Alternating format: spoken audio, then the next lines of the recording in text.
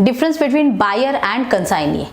ऐसे बहुत बार होता है ना कि लाइक इनवाइस पे दोनों टर्म्स लिखे होते हैं, तो कंसाइनी कौन है, बायर कौन है, या फिर वो सेमी है या फिर डिफरेंट है, ऐसे बहुत सारे क्वेश्चंस होते हैं।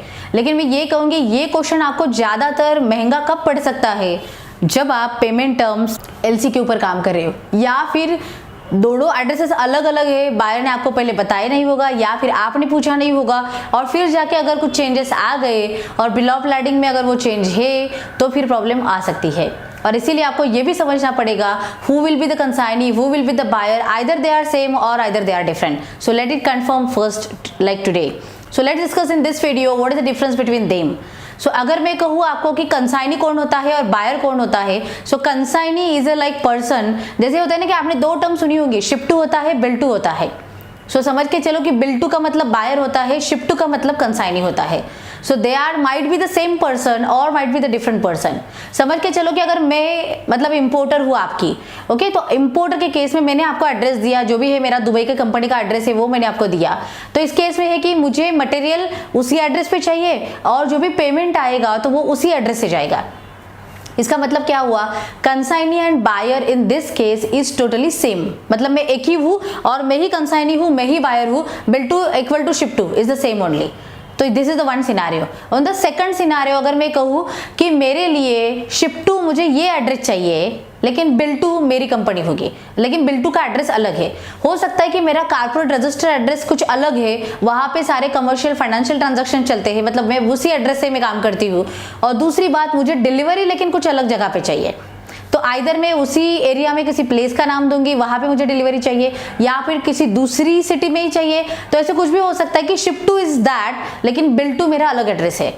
सो इस केस में क्या हुआ, buyer and consignee are totally different. So हो सकता है कि बायर एंड कंसाइनी डिफरेंट भी हो, लेकिन शायद जब भी आप निगोशिएशन के टर्म में हो, आप कोटेशन दे रहे हो, इंक्वायरी को हैंडल कर रहे हो, उस केस में शायद ये क्वेश्चन नहीं पूछा जाता and buyer and consignee by default दोनों ही एक ही सेम में डाले जाते हैं।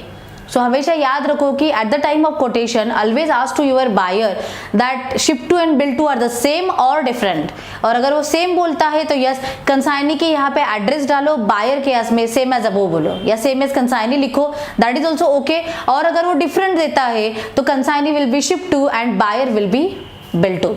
So these are the only two differences you need to understand, because yes, documentation is very much crucial part in the international business. You need to take care that. Though it is sound so basic actually, but it creates a lot of impact if it is wrong in the documentation part. और उसके वजह से बहुत बार hold पे जाते हैं container, losses होते हैं, डिटेंशन चालू होते हैं। इसीलिए किसी भी चीज को एक्सपोर्ट के बिजनेस में तो कभी भी कैजुअली मत लेना।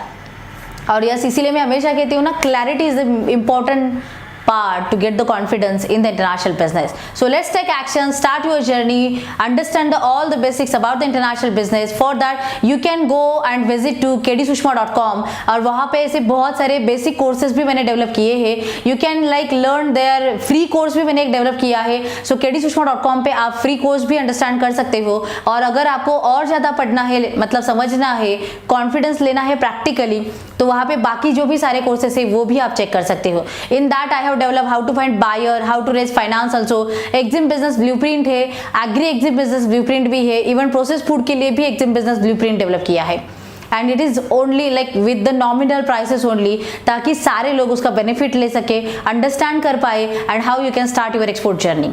So yes, share it, like it and subscribe the channel, and yes ऐसे बहुत सारे वीडियोस के साथ फिर मिलते हैं। तब तक के लिए एक्शन लो, काम करो, इंटरनेशनल बिजनेस हमारे लिए है। Take action. जय हिंद।